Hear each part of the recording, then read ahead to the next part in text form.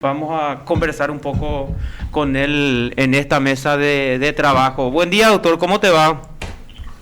Muy buen día, Carlos, Marcos y Estela. Un saludo a toda la audiencia. Buen día, doctor, Un buen día. gusto saludarlos. Igual. En este día de la amistad, sobre todo. Así Sí, que. feliz día, doble abrazo. doctor.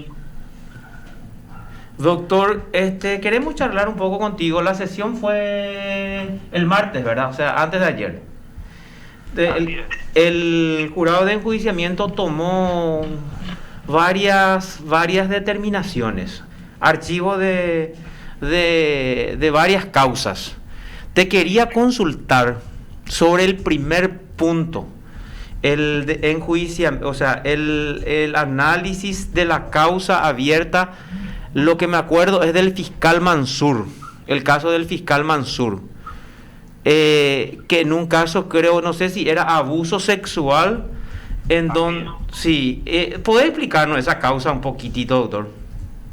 Esa es una sentencia, Carlos. Sí. Es decir, estas personas. Un ratito, acá tengo el orden del día. Sí, ahí era un enjuiciamiento de María Luisa Añasco de Álvarez, que es jueza de garantía de la penal de la adolescencia en realidad. Olga Melgarejo y Alfredo Ramos, estos dos últimos fiscales. Esa es una causa efectivamente de abuso sexual que terminó con una prescripción. Por ese hecho se inició el enjuiciamiento de los tres que estuvieron involucrados en la causa. Y durante el trámite del enjuiciamiento se ha visto que la prescripción no fue responsabilidad de ninguno de los tres fiscales. Principalmente se habría producido, o del juez y los dos fiscales, mejor dicho, la prescripción se produjo en un momento en que la causa estaba en manos del fiscal adjunto, que es el que manejaba la carpeta. Tengo entendido, no recuerdo muy bien el detalle, por una denuncia del procesado. Entonces, al tiempo en que quedó esa carpeta parada, por decir de alguna manera, se produjo la prescripción del delito. Y eso conlleva que se extinga la causa y por consiguiente todo el proceso. Sí. Inicialmente se le atribuyó esa responsabilidad a Alfredo Ramos Mansur, pero durante el transcurso de la investigación, o más bien ya del proceso, en este caso durante el jurado, él demostró por documentos que la causa no estaba en su poder. Para ordenar un poco las ideas nomás, ahí hubo un sobreseimiento provisional, se ordenaron algunas diligencias que él no pudo realizar justamente porque la carpeta fiscal ya no estaba en su poder, sino en manos del defensor, perdón, del fiscal adjunto, tal como decía. O sea, esa es la posición de los que votaron, digamos, a favor de la absolución de la absolución del fiscal, porque de acuerdo a lo que vi en la sesión, también hay otra postura de que la gente, o sea, algunos miembros votaron porque él sea apercibido, ¿verdad? En el dictamen previo, Carlos, sí, se afirmaba que debía el fiscal Alfredo Ramos, teniendo una causa asignada, él exigido la devolución de la carpeta fiscal. Sí. Sin embargo, eso es muy relativo. O sea, podemos decir que sí es cierto, por un lado, pero realmente no existe ninguna normativa que a él le obligue a solicitar a su superior la devolución de la carpeta. Al estar eso en una zona gris, digamos, yo en la mayoría de los casos, hablo a título personal, y creo que coincidimos en este voto, por lo menos, creo que éramos 4. Siempre que haya alguna duda, estamos a favor del enjuiciado. puesto que la nuestra es una normativa punitiva, penal, es decir, sanciona, y ahí rige el principio constitucional y penal de que en caso de duda siempre a favor del procesado. Ahora, la cuestión para mí resulta muy grave. ¿Por qué? Porque quedó impune una causa, doctor. O sea, ¿será la culpa de Mansur o no será la culpa de Mansur? La duda desfavoreció. 4 creo que votaron a su favor y 4 por su apercibimiento por lo menos, ¿verdad? Y ahora murió una causa porque hubo una actuación negligente de la fiscalía. O sea, no se pudo realizar. Primero, él se fue y se ratificó en la acusación para que la causa vaya a juicio oral de acuerdo a lo que vi. Posteriormente se allanó al pedido de sobreseimiento provisional planteado por la defensa. 2 diligencias nomás tenían que realizarse según la exposición, creo que del ministro Ramírez Candia, que es la prueba de ADN y ¿cómo es que se llama? Cuando la cámara Gesell. Eran 2 diligencias que se tenían que realizar. O sea, la gravedad del hecho, si el jurado tenía que determinar, no es responsabilidad de Mansur, pero es responsabilidad del fiscal adjunto. ¿Hay posibilidad de estudiar los antecedentes del fiscal adjunto? Sí hay, señor, posibilidad. Entonces pido que se le abra, porque estamos hablando de un abuso sexual que quedó impune por negligencia de uno u otro funcionario público. Por eso es lo que yo miro un poco con una preocupación y te dije, ¿por qué no hablamos un poco, doctor, sobre ese tema? Porque vos sos didácticos, sos prácticos, y ahí noto la gravedad del hecho, independientemente a que sea Mansur o a que sea el fiscal adjunto, que creo que fue Ricardo Merlo, ¿verdad? Sí, totalmente de acuerdo, Carlos. Es así, es una cuestión totalmente atendible, sobre todo por el delito, que es un caso de abuso sexual. Pero siempre hay que ver cuál es el ámbito de competencia del jurado. Vos decías al iniciar esta pregunta, ahora la causa quedó archivada definitivamente porque el jurado resolvió absolverla. Sin embargo, si nosotros resolvíamos la remoción, la causa igual iba a quedar archivada. Ahí tenemos un problema del proceso en sí. La víctima, en este caso, no va a haber reconocido su derecho o cubierta su necesidad de justicia con el actuar del jurado de enjuiciamiento. Ahí siempre, eso es algo que yo siempre inclusive explicaba como presidente. Nosotros no tenemos la facultad de modificar las resoluciones judiciales, sí ver la responsabilidad de los agentes que actuaron en un proceso, sea juez, fiscal, incluso defensor.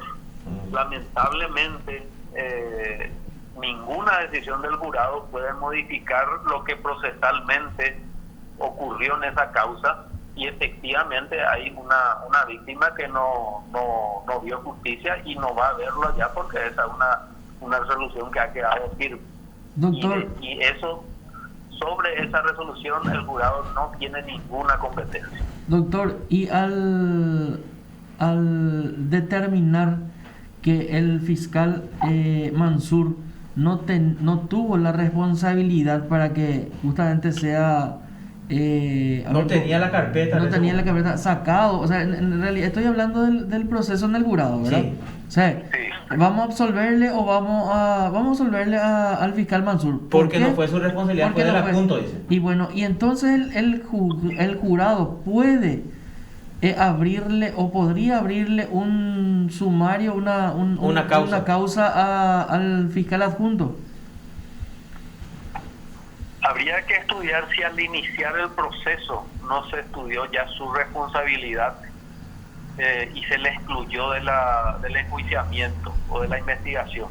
Si eso es así, no puede iniciársele. Si nunca se estudió el trabajo del fiscal adjunto, en este caso Ricardo Merlo, ahí sí se puede abrir una investigación o enjuiciamiento eventual del mismo. Y este razonamiento, lo que nosotros no podemos es tomar decisiones contrarias, pero sí, en este caso yo no recuerdo muy bien el inicio del enjuiciamiento. Pero ahí Habría que tenés, analizar eso, Carlos. nos leíste, doctor, nos leíste quiénes fueron los enjuiciados y no está ahí él. no está. Sí. Entonces, o Claro, sea, pero te aclaro ahí, te puntualizo algo, ¿verdad? Sí. Esa es la carátula donde se individualiza a quiénes se le enjuicia. Pero en el auto interlocutorio inicial se estudian otras responsabilidades generalmente. No estoy hablando del caso concreto porque no tengo a mano aquí, ¿verdad? Pero se estudia la responsabilidad de otros y ahí quedan excluidos ya algunos. ¿Vos sabés, doctor? Si ese es el caso que nos ocupa, ahí Sí. no podemos nosotros reabrir un proceso por alguien que ya fue excluido. porque ya hemos rechazado, ¿verdad? Quiere decir Pero que el archivamiento... si no se dio esa situación, Carlos, ahí sí se puede abrir y en todo caso podemos estudiar, yo puedo solicitar que sea así, ¿verdad? Y vos podrías revisar, doctor, porque a mí me preocupa nomás, porque queda así como vos mismo dijiste, queda una víctima que no encontró respuesta. Y aparte que de acuerdo a la postura o a todo lo que se expuso en esa sesión del jurado, es evidente, imagínate, o sea, se pidió juicio oral para el acusado. El fiscal, que siempre nosotros periodísticamente ponemos en forma llamativa, se allana al pedido de sobreseimiento provisional, pero esa es la postura que el jurado ya dejó, que dice que la ley le habilita a un fiscal que vi muy bien también en donde explicaron, ¿verdad? Entonces, esa parte no podría ser es una irregular. herramienta procesal. Exacto. Es una herramienta procesal, pero que no hagan las diligencias. Eran 2 diligencias que faltaban y estamos hablando de abuso sexual. Por eso la gravedad, por ejemplo, del hecho, y es preocupante, aunque sea otro hecho punible, pero imagínate que la víctima del abuso, cómo se va a sentir, por ejemplo. O para ir a causa, o prescribir.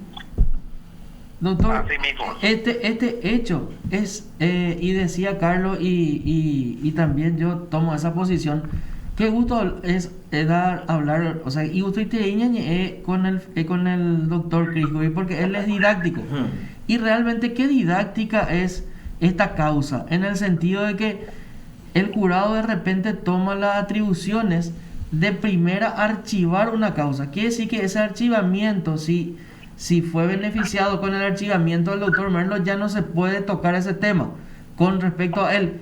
Pero en este caso, después de una profunda investigación con respecto a los otros involucrados, existe un hecho nuevo que te dice, o básicamente elementos nuevos que te dice, en realidad la responsabilidad probablemente es la del adjunto. Quedó demostrado.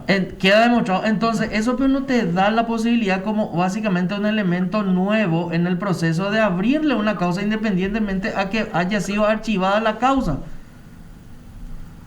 Así es. Gracias primero por las expresiones, y realmente para mí también es un gusto hablar con ustedes, y sobre todo en términos que la gente nos entienda. Sí. Porque muchas veces caemos en muchos tecnicismos y eso complica un poco más nuestro actuar y la necesidad de la gente de confiar en sus instituciones. Pero efectivamente nosotros nos movemos en base al derecho. El mal desempeño de los agentes de justicia está principalmente, entre otras causales más generales, el desconocimiento de la ley y el apartarse de las conductas que la ley determina para cada una de las competencias. Y en este caso hemos visto que no había responsabilidad directa, por lo menos del fiscal Mansur, o mínimamente, como de hecho los votos, Carlos y colegas le demostraron, un 4-4 demuestra de que hay dudas.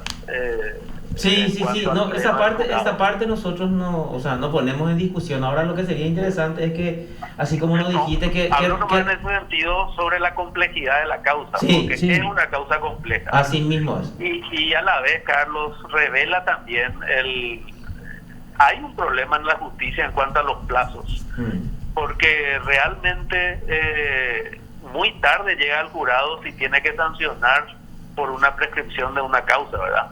Ahí hay todos los órganos de control, tanto de la Fiscalía como de la Corte Suprema de Justicia, fracasaron cuando una causa prescribió y llega por ese motivo al jurado. Ahí hay herramientas procesales, inclusive sancionatorias, que tiene la Corte Suprema de Justicia si hubo chicanas, por ejemplo, para sancionar a las partes y encauzar los procesos. Perfecto. Bueno, ahora te quiero consultar el otro caso que me llama la atención al observar la sesión de ustedes y la determinación posterior. El caso, la denuncia contra la jueza del tribunal, la jueza de sentencia, María Fernanda García de Zúñiga. ¿Cuál fue la denuncia contra María Fernanda García de Zúñiga? Se presenta la denuncia porque creo que era una querella particular por difamación entre una tía y una sobrina, ¿verdad? Entonces, la denuncia contra María Fernanda es que dice la denunciante que ella sacó una resolución diciendo con respecto al desistimiento, habló de desistimiento. Sin embargo, lo que hubo es una conciliación, ¿verdad? ¿Y cómo pico una jueza va a confundir una conciliación con un desistimiento? Te pregunto a vos, ¿es igual una conciliación que un desistimiento? En materia de... Esto creo que era delito contra el honor, creo que... Así mismo. Efectivamente, de una familia. En materia penal hay diferencias procesales entre uno y otro caso, ¿verdad? Porque la conciliación es que una de las partes pide disculpas y la otra acepta esas disculpas, y el desistimiento implica que el que querelló retira la querella. Sí. Efectivamente, ¿verdad? No recuerdo muy bien el fondo de esa causa, Carlos, realmente. No, y ustedes rechazaron la denuncia alegando un argumento general. Por eso es lo que a mí de repente me preocupa, porque tenemos que hacer funcionar bien las instituciones. Un argumento general en donde la mayoría de los miembros dijo: no podemos convertirnos en un órgano revisor de las actuaciones de los jueces, cuando que en realidad en más del 90% de los casos ustedes no iban a poder investigarle a nadie, a Mansur, a ningún fiscal ni a ningún juez, porque las decisiones de ellos siempre están pendientes de resolución en la Cámara de Apelación o en la Corte Suprema de Justicia. Sin embargo, ¿sí? Sobre el punto. Sí. Ahí, por ejemplo, vuelvo al argumento que te explicaba en el otro caso, ¿verdad? Una cosa es la revisión de las resoluciones en base al pedido de las partes por la disconformidad que tienen con ese fallo, que es el recurso, que se da en todas las jurisdicciones: penal, civil, niñez. Y ahí el jurado realmente, repito, no tiene ninguna competencia para revisar los fallos. Sí. Si las personas no recurren, que no estoy seguro si era el caso, pero creo por el argumento que me decís se dijo en sesión, si la parte agraviada no recurrió, ahí hay un consentimiento que procesalmente es válido y hasta en algunos casos podría sanear lo que puede ser considerado mal desempeño, porque procesalmente, en lo civil, en lo laboral, en lo penal, se pueden dar errores, y esos errores no siempre son mal desempeño de funciones, porque son corregidos naturalmente dentro del proceso con la revisión de los fallos por los tribunales naturales, que son los tribunales de apelación. Que en este caso creo que se presentó eso, ¿verdad? O sea, hubo una apelación y se pide la nulidad de la sentencia de la jueza. Pero yo digo nomás, ya digo que ¿cómo un juez va a confundir una conciliación con una desestimación? O sea, a mi querellante me perjudica enormemente al poner eso, porque yo en ningún momento desistí de mi querella. O sea, yo llegué a una conciliación con el doctor Krijovic, que él me va a mandar publicar y me pide disculpas de lo que dijo por mí. Sin embargo, cuando la jueza resuelve y pone que fue un desistimiento, está diciendo que yo como querellante retiré la acción que presenté contra la otra persona. Pero bueno, así mismo. Es una cuestión. Y después el otro punto... Este no es el caso Don Vito, ¿verdad? No es el caso Don Vito. Es una querella. En el caso Don Vito también creo que ustedes tienen en donde el tribunal... Creo que era la semana anterior, sí. Ahí, por ejemplo, hubo algún colega tuyo me enviaba unos mensajes. me decía el tema administrativo. Sí. Esa, por ejemplo, es una causa interesante porque se resolvió, creo, era la misma jueza, por eso preguntaba, resolvió el archivo de esa causa porque efectivamente ya se dio una sanción administrativa a la señora, no recuerdo el nombre, pero la propietaria. La propietaria. De Don Vito.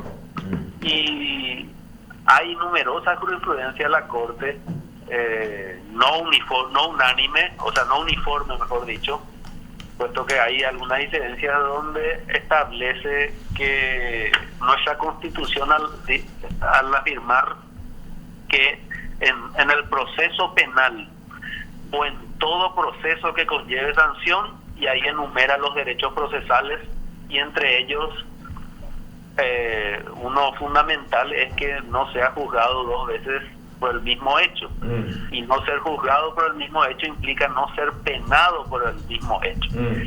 Y ahí, por ejemplo, ya recibieron una sanción administrativa municipal, que era la clausura, y con multa, y tengo entendido también los entes administrativos de salud también fueron penados.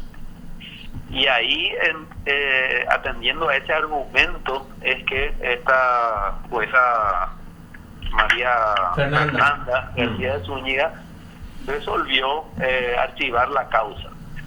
Y en otra causa que no recuerdo, creo que era la de Ciudad del Este, justamente uno de los miembros hacía referencia, creo que era la ministra Vareiro, a un voto de Manuel Ramírez Cambia en ese sentido. En otra causa, ¿verdad? Son variantes que se dan en muchos casos, Carlos, que son muy interesantes y que, repito, realmente llegan al jurado porque fracasó el proceso en el Poder Judicial. Ahí hay problemas mucho mayores y estructurales, y que a veces los ciudadanos afectados recurren al jurado buscando una solución a su problema judicial, y que lamentablemente el jurado no le puede dar. Doctor, ya que estamos hablando didácticamente, yo te hago una consulta. Hay un caso específico, o sea, estoy poniendo como ejemplo nomás el caso. Un caso específico donde una persona sufre un robo agravado. Se le acercan dos motochorros, a punta de pistola le sacan todo lo que tenía, el celular, le sacan la billetera y huyen del lugar. Son detenidos por la policía estos motochorros y el fiscal imputa por apropiación. ¿Eso, Pico, es mal desempeño de sus funciones o no? Te diría que en esa instancia aún no, o sea, es muy precipitado iniciar un enjuiciamiento, a pesar de que muchas veces el jurado inclusive ha pedido informes en momentos iniciales de procesos, puesto que a lo largo de la investigación un fiscal puede modificar la calificación en base a los hechos. Inclusive puede llegar a lo más grave, que es, no sé, homicidio frustrado, intento de homicidio. Sí. Y eso puede darse hasta el momento de la audiencia preliminar con un cambio de calificación. E inclusive de lo más grave puede ir a lo menos grave. Ahí está la facultad del fiscal de investigar el hecho y de dar la calificación conforme a las pruebas que tenga o que haya diligenciado para sostener esa calificación que da. Ya. Hay numerosos ejemplos de calificaciones o pedidos de calificación o imputaciones que van de lo menor a lo mayor y al revés, de lo mayor a lo menor conforme la investigación. El fiscal tiene 6 meses para concluir una investigación, ese plazo otra vez puede ampliarse. Ahí es donde sobrevienen, por ejemplo, los sobreseimientos provisorios, que muchas veces la gente cree que ya matan un proceso y no es así, puesto que de un sobreseimiento provisional, realizadas diligencias, puede sobrevenir una acusación. Lo primero que hay que ver es el proceso, si se respetó, y si hay una negligencia muy grave, ahí el jurado sí puede realmente iniciar una investigación, puesto que para fiscales concretamente es causal de remoción imputar y acusar sin elementos suficientes, pero también no imputar y no acusar si hay elementos suficientes. Ya, así lo determina la ley. Sí, y ahí vamos otra vez al final de la película, donde lastimosamente si se mantiene esa calificación, se le puede dar una suspensión incluso condicional del procedimiento al que realizó la apropiación, y la ciudadanía ni la víctima tiene un resarcimiento como debería de tener, porque en realidad existió un hecho de robo agravado, ¿verdad? Y ahí recién se configuraría el mal desempeño entonces del fiscal. Exactamente, pero acordate que hay salidas procesales que permiten nuestro código. Los penalistas, yo no soy penalista, por eso de repente tengo algunas falencias en términos, hablan o identifican al Código Penal y procesal penal sobre todo como garantista. ¿Sí? Eso quiere decir que las principales garantías procesales la tiene el procesado, el que está investigado en una causa. Sí, a diferencia del código anterior, que era inquisidor donde sí, realmente el investigado, el procesado llevaba la mayoría de las cargas que tiene un sistema sancionatorio. Sí, no te pongo nomás. Y otra de las críticas que se da es que la víctima efectivamente no tiene espacio en nuestro sistema penal, porque el ejercicio de la acción lo tiene el fiscal, el Ministerio Público. El famoso debate de que la víctima aquí no tiene la potestad de ser parte estrictamente dentro del proceso. Puede ser una querella adhesiva, pero no la investigación y el poder de acusación siempre es del fiscal, del Ministerio Público, y no de la parte, salvo en algunos delitos muy específicos. Sí, definitivamente es así, pero o sea, teniendo en cuenta el ejemplo, nomás la apropiación es hasta 5 años y el robo agravado es como mínimo 5 y como máximo 15, ¿verdad? Por eso es lo que hay demasiadas variantes, y muchas veces vemos que los fiscales optan por imputar con un hecho menos grave para tener la posibilidad de tener una salida alternativa justamente rápida, ¿verdad? Entonces eso realmente no está sujeto a derecho, porque una apropiación es la que hace, por ejemplo, una persona a quien uno le presta una cosa mueble y no te devuelve, y a propósito no te devuelve, ¿verdad? Y el robo agravado, sin embargo, es el despojo mediante la utilización de la fuerza y poner en peligro incluso la vida, que son dos tipos penales totalmente distintos, ¿verdad? Por eso nomás te preguntaba eso, doctor. Entiendo, pero te pongo, me gusta tu ejemplo y quiero ampliar algunas situaciones que llegan al jurado, por ejemplo, ¿verdad? ¿Qué pasa? El juez de garantías está ahí para observar el cumplimiento de las leyes. Sí. Él está facultado, pero entre comillas yo te voy a decir obligado a dar trámite de oposición, sí. Si no está conforme con la calificación que dio el fiscal de la causa, el fiscal natural. Eso implica que vuelve al fiscal natural y el fiscal le dice, está bien, estoy de acuerdo, modifico. O de lo contrario dice, me ratifico, y entonces nuevamente va y es revisada la causa por el fiscal adjunto que está por encima de este fiscal que intervino en la causa. Sí. Entonces, ahí hay un proceso natural que debe seguir la causa y debe darse la revisión natural. En ese sentido es que nosotros los miembros del jurado explicamos que no somos órganos de revisión. Y el juez de garantía no realizó ese trámite de oposición. Quiere decir que él no encontró méritos, estuvo de acuerdo con el fiscal de la causa.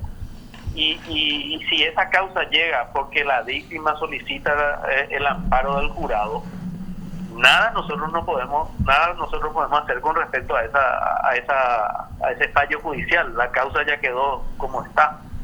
Si es algo muy alevoso, grosero, quizás el jurado podría iniciar la investigación, pero vamos a caer en lo mismo que hablábamos de los casos anteriores. Al final es una facultad que la ley le da al juez y al fiscal. Entonces, si obra dentro de esas facultades legales, estrictamente no se puede hablar de mal desempeño. Ahora, doctor, quiero consultarte para ir redondeando el caso del juez Amílcar Mareco. También fue, la denuncia contra él también fue archivada, ¿verdad? O sea, específicamente él había ordenado a varios medios de comunicación que no invoquen el nombre de una universidad privada en las publicaciones en las cuales se hacían referencia a un proceso por acoso sexual de un docente de un director o el rector o el decano de esa facultad. ¿Por qué se archivó esa causa también, doctor? Porque el ministro Ramírez Candia, por ejemplo, habló de censura previa. Así mismo. El proceso en sí de amparo cumplía con los requisitos procesales. Es decir, había una persona jurídica en este caso que se vio afectada en un derecho, que era a su nombre, a su identidad, y o eventualmente podría ser dañada. El debate ahí se centró efectivamente en el voto de Manuel Ramírez, puesto que la sentencia de amparo determinaba que no se realicen publicaciones mencionando a la universidad actora, ¿verdad? La universidad que sostenía que efectivamente había una denuncia de acoso, que esa responsabilidad en todo es personal del denunciado, y este denunciado era o había sido rector de esta universidad, pero decía la actual rectora, creo que era, o decana en este caso, que él mismo había sido desvinculado ya de la universidad 2 años antes de esta denuncia. Entonces se sentía agraviada la universidad con las publicaciones, puesto que ni siquiera ya era dependiente de la universidad esta persona denunciada. Es ahí donde yo voy a hablar de mi voto, Carlos. Sí. Si me permitís, yo entendí que no había censura previa, puesto que realmente el que se sentía afectado por estas publicaciones era un tercero que había demostrado a criterio del juez que no tenía ningún vínculo con el denunciado. Distinta hubiese sido la situación si era el denunciado el que pedía que no se mencione su nombre y que no se publique nada referente a la denuncia. En ese caso, sí se hubiese extralimitado absolutamente el juez y hubiese constituido efectivamente censura previa, a mi modo de ver. veces que inclusive yo dije eso en sesión y el ministro que citaste me dijo o respondió a mi argumento diciendo que no era así, ¿verdad? Pero a mi modo de ver, efectivamente era así, porque ni siquiera fue parte en el amparo este denunciado. Y de hecho, de la lectura de la sentencia se desprende perfectamente que la mención prohibida, si podemos usar ese término, era con respecto a la universidad y a la nueva rectora o decana, creo que era una mujer, ¿verdad? No recuerdo muy bien. Disculpas por eso, ¿verdad? Era o sea, el acoso fue denunciado por una docente con respecto a creo que era el director de una sección. Sí. Que había filmaciones y eso circulaba por todos lados. Era la máxima autoridad, sí, ¿verdad? así mismo. Y la orden de amparo que se dio a los medios no era no hablar del caso ni mencionar, dejar de mencionar el caso, sino exclusivamente citar la marca para hablar comercialmente de la universidad tal.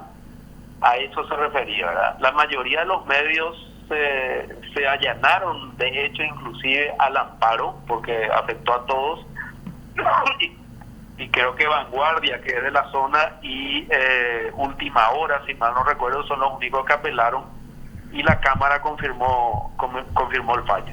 Y la Corte también. Así mismo. Desde el punto de vista periodístico, en un sospechoso fallo, que rápidamente, por cierto, rechazaron la acción. Desde el punto de vista periodístico, digo, hay que ser sinceros, Carlos, Marco y Estela, efectivamente o sea, el amparo y la sentencia del juez Amílcar Marecos pisa una línea muy, muy fina entre la censura y la protección de derechos de terceros, tal cual estoy afirmando, ¿verdad?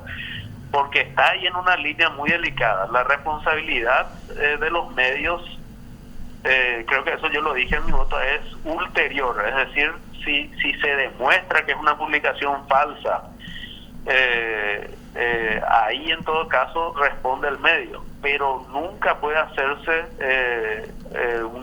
o impedir una publicación en forma previa. Un amparo jamás puede permitir eso, y es porque efectivamente no habrá ningún tipo de censura previa, menciona el artículo, creo que el 26 de la Constitución Nacional. Perfecto. Gracias, doctor, gracias por el contacto, y te vamos a seguir molestando para este tipo de charlas, que es interesante, porque el órgano que integra, los dos órganos, porque usted integra el Consejo de la Magistratura y el Jurado de Enjuiciamiento, son dos, valga la redundancia, dos órganos claves para una buena administración de justicia. Uno, en el caso del Consejo, es para meterle o ternarle a los mejores candidatos, y el otro es para destituirle del cargo a los peores jueces y fiscales.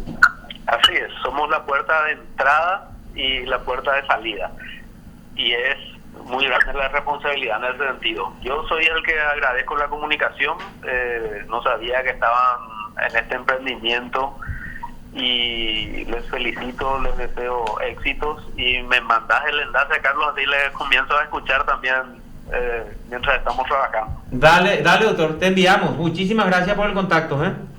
Gracias, y un saludo a la audiencia. Gracias. En comunicación con el consejero del Consejo de la Magistratura. Exactamente, él es miembro del Consejo de la Magistratura en representación de las universidades privadas. Cristian Kriskovic, y por ende también es representante del Consejo en el Jurado de Enjuiciamiento de Magistrados. Sí. Usted está escuchando PDS.